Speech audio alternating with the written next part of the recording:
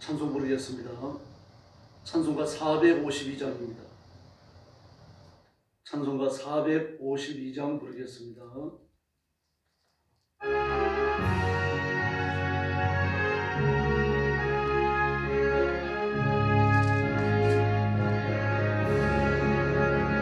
모든 소원 기도의 제목 예수님 닮기 원합니다.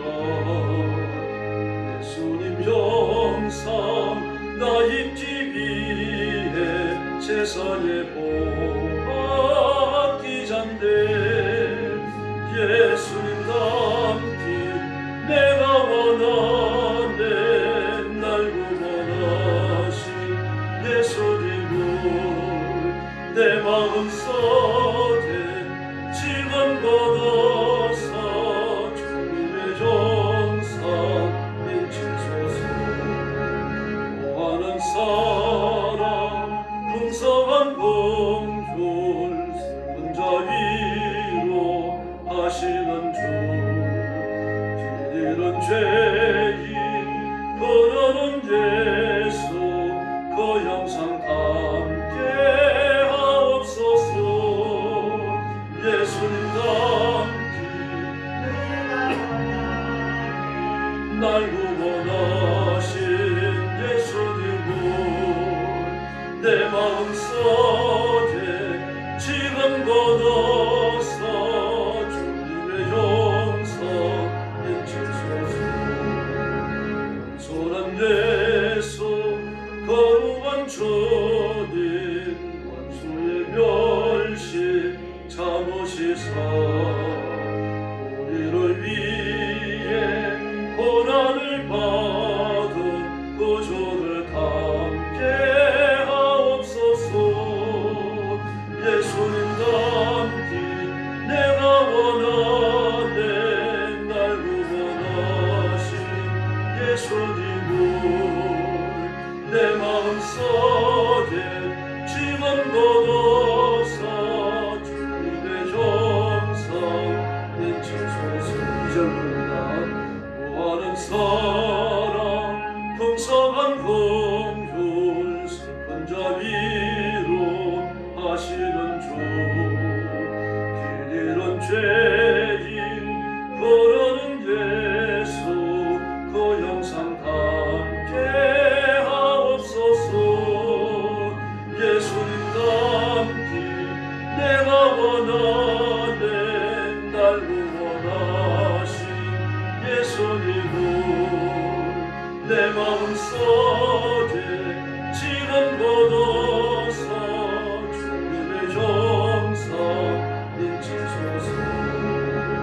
겸손한 예수 거룩한 주님 원수의 멸시 참으시사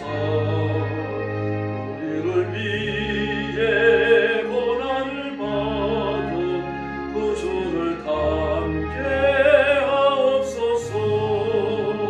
예수님 담기 내가 원하네 날 구원하신 예수님을 내 마음속에 지금 걷어서 주님의 형상 인치소서.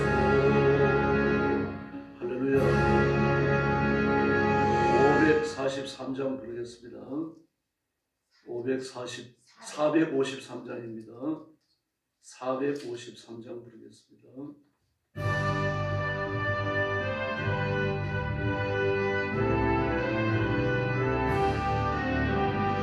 예수도 알길 원하네 그보다 넓은 은혜와 계속해 주신 사랑을 간절히 알기 원하네.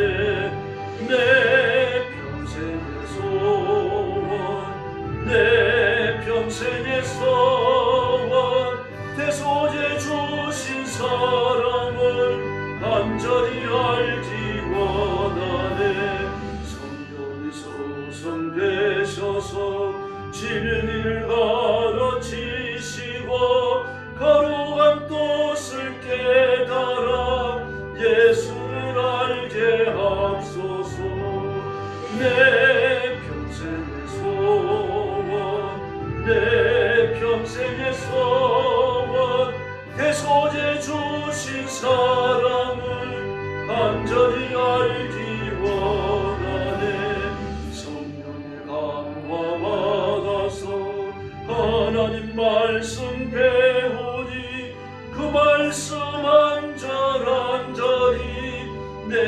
맘에 겨운 때도다 내 평생의 소원 내 평생의 소원 대속해 주신 사랑을 간절히 알기 원하네 예수가 계신 보좌는 영광에 돌려 있도다 평화의 왕이 오시니 그 나라 왕성하도다 내 평생의 소원 내 평생의 소원 대속해 주신 사랑을 간절히 알기 원한 3절 부릅니다. 성령의 감화 받아서 하나님 말씀 배우니 그 말씀 한 절 한 절이 내 맘에 겨운 배고 내 평생의 소원 내 평생의 소원 대속해 주신 사랑을 간절히 알기 원하네 예수와 계신 보좌는 영광에 돌려 있도다 평화의 왕이 오시니 그 나라 왕성하도다 내 평생의 소원 대속해 주신 사랑을 간절히 알기 원하네. 할렐루야. 머리 숙여서 신앙 고백하겠습니다. 나는 전능하신 아버지 하나님 천지의 창조주를 믿습니다. 나는 그의 유일하신 아들 우리 주 예수 그리스도를 믿습니다. 그는 성령으로 잉태되어 동정녀 마리아에게서 나시고 본디오 빌라도에게 고난을 받아 십자가에 못 박혀 죽으시고 장사된 지 사흘 만에 죽은 자 가운데서 다시 살아나셨으며 하늘에 오르시어 전능하신 아버지 하나님 우편에 앉아 계시다가 거기로부터 살아있는 자와 죽은 자를 심판하러 오십니다. 나는 성령을 믿으며 거룩한 공교회와 성도의 교제와 죄를 용서받는 것과 몸의 부활과 영생을 믿습니다. 아멘. 자비로우신 아버지 감사합니다. 오늘 아침도 거룩한 자리로 저희들을 부르시고 엎드려 하나님 앞에 경배와 찬양을 드리며 영광 돌리게 해주시니 감사합니다. 우리에게 주어진 하나님을 영화롭게 드리는 이 고귀한 직무를 우리가 이 세상을 작별하는 날까지 충성하며 하나님 나라에 가서도 충성하며 영원히 이 사명을 감당하도록 복내려 주시옵소서. 오늘 아침도 주 앞에 엎드린 성도들, 영상으로 예배에 참여하는 성도들 다 기억하시고 제물을 받으심처럼 그 심령을 받으시고 그 마음 몸을 받으시며 그 예배를 받으시고 복내려 주시옵소서. 오늘도 주일의 은총과 안식과 축복을 기다리며 하나님을 바라보는 온 세계에 흩어져 복음 전하는 선교사님들, 주의 종들, 사랑하는 성도들을 기억하시고 눈동자처럼 지켜주시며 하늘의 복을 내려 주시옵소서. 오늘 아침도 저희들이 말씀을 나누며 하나님의 음성을 듣습니다. 주의 성령께서 들을 귀를 열어주시고 정직하게 설교하게 하시며 하나님의 거룩하심을 우리 온몸으로 인격으로 체험하는 귀한 시간이 되게 하여 주시옵소서. 예수님의 이름으로 간절히 기도 올리옵나이다. 아멘. 하나님 말씀 봉독하겠습니다. 스가랴 제5장입니다. 구약성경 스가랴 5장입니다. 1절 말씀부터 제가 먼저 봅니다. 내가 다시 눈을 들어본 적 날아가는 두루마리가 있더라. 그가 내게 묻되 내가 무엇을 보느냐 하기로 내가 대답하되 날아가는 두루마리를 보나이다. 그 길이가 20규빗이요 너비가 10규빗이니이다. 그가 내게 이르되 이는 온 땅 위에 내리는 저주라. 구독지 않은 자는 이쪽 뿔대로 끊어지고 맹세하는 자는 저쪽 뿔대로 끊어지리라 하니 만군의 여호와께서 이르시되 내가 이것을 보냈나니 그들의 집에도 들어가며 내 이름을 가리켜 맹세되어 맹세하는 자의 집에도 들어가서 그의 집에 머무르며 그 집을 나무와 돌과 아울러 사르리라 하셨느니라 하니라. 내게 말하던 천사가 나와서 내게 이르되 너는 눈을 들어 나오는 이것이 무엇이냐 것이 무엇입니까 하니 그가 이르되 나오는 이곳에 에바임이니라 하시고 또 이르되 온 땅에서 그들의 모양이 이러하니라.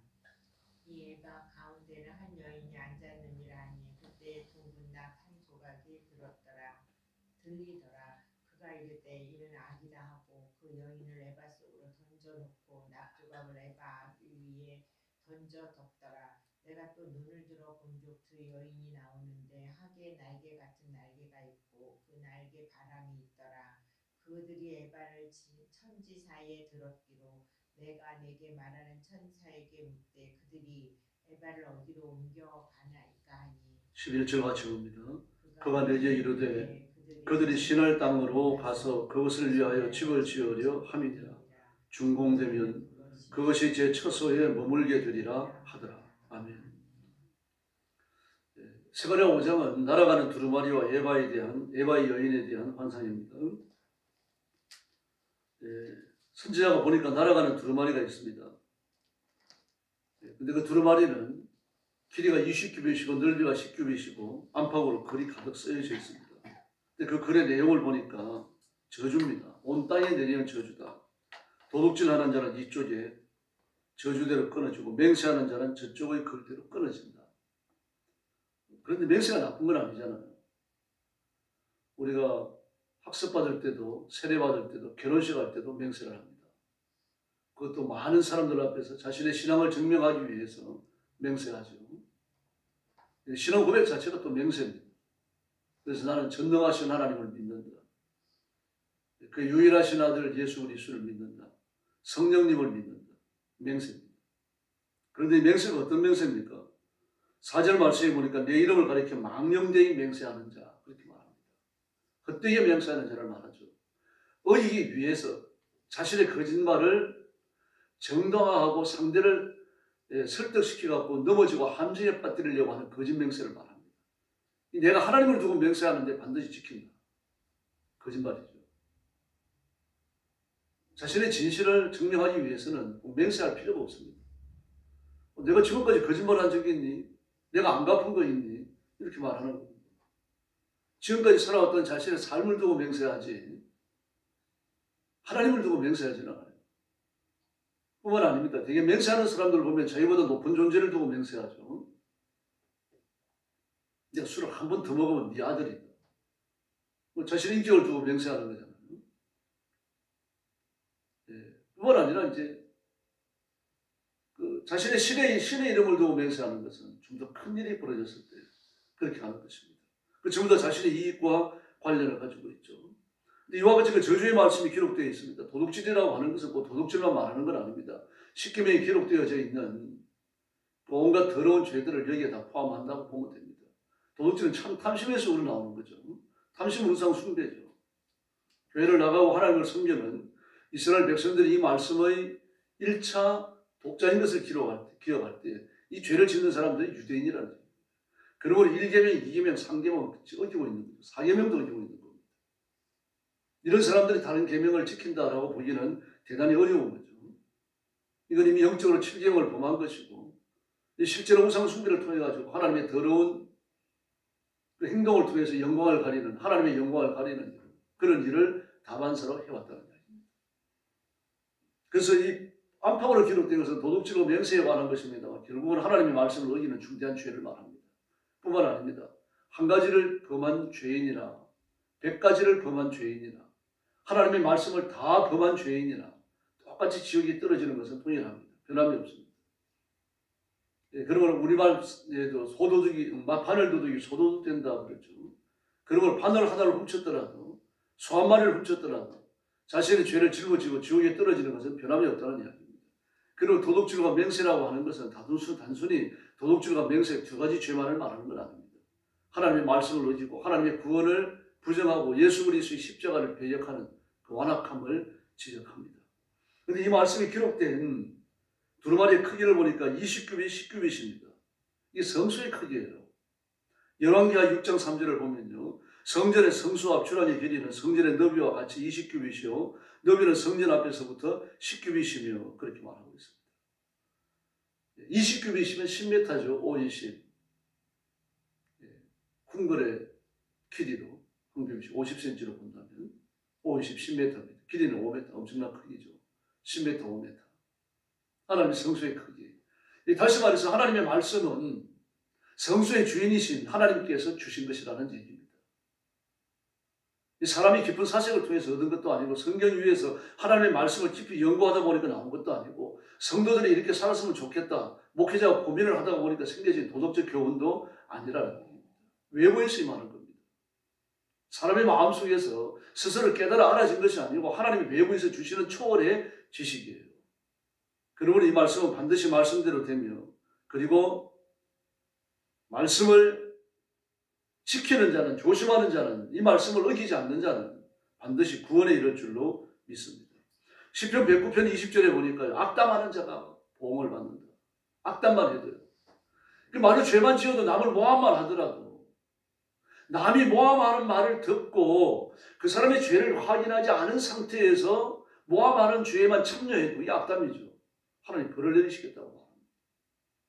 그리고 남을 정죄할 때 조심해야 됩니다. 그 사람 죄 있다라고 말할 때 팩트를 말해야 돼요. 여러분 눈으로 본 거 귀로 들은 걸 갖고 얘기하는 여러분이 귀로 들은 걸 갖고 얘기하는 게 아니라 눈으로 본 걸 갖고 말해야 되는 겁니다.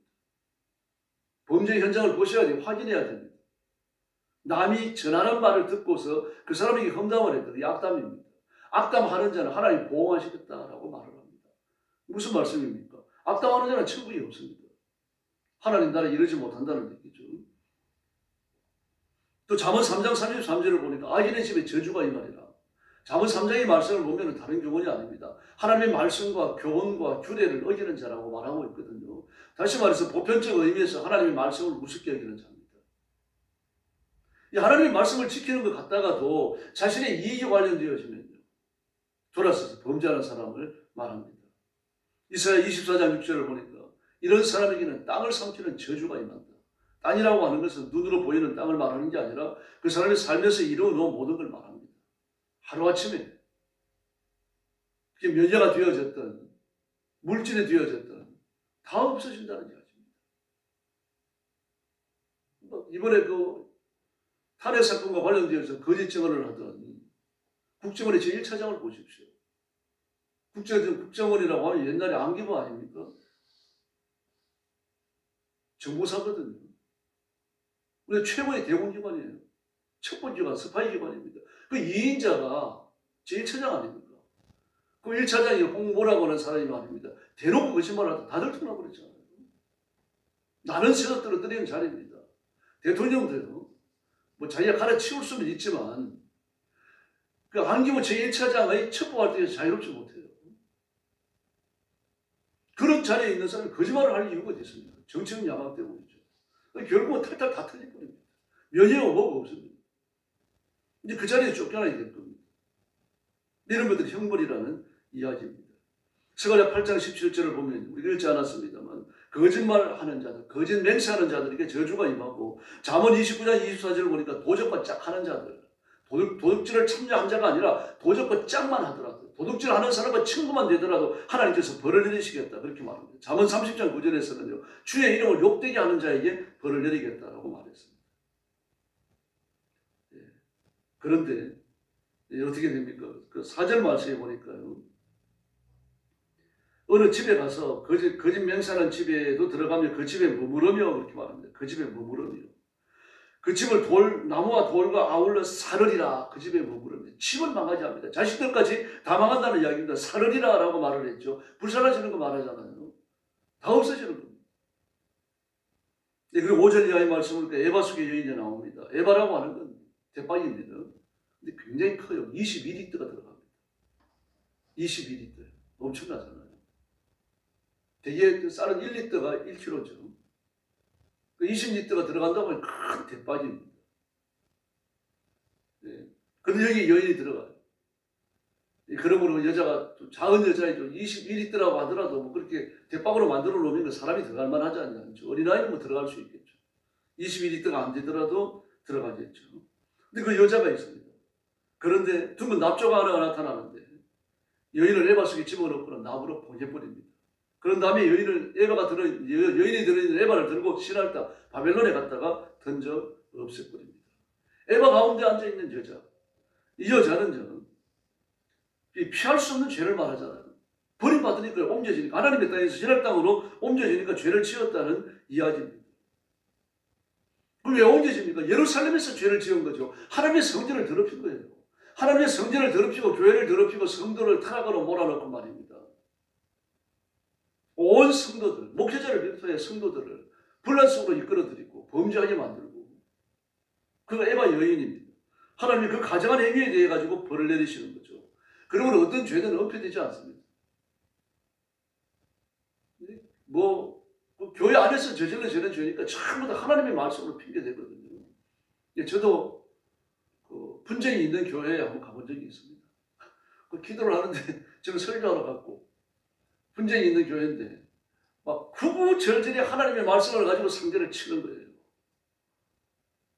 그런 데 가서 무슨 말씀 전하겠습니까? 고린도전서 13장이죠. 서로 사랑하라. 사랑은 헛한 허물을 덮느니라. 또 갈라디아서에 나오죠. 피쳐 물고 먹으면 멸망할까 조심하라.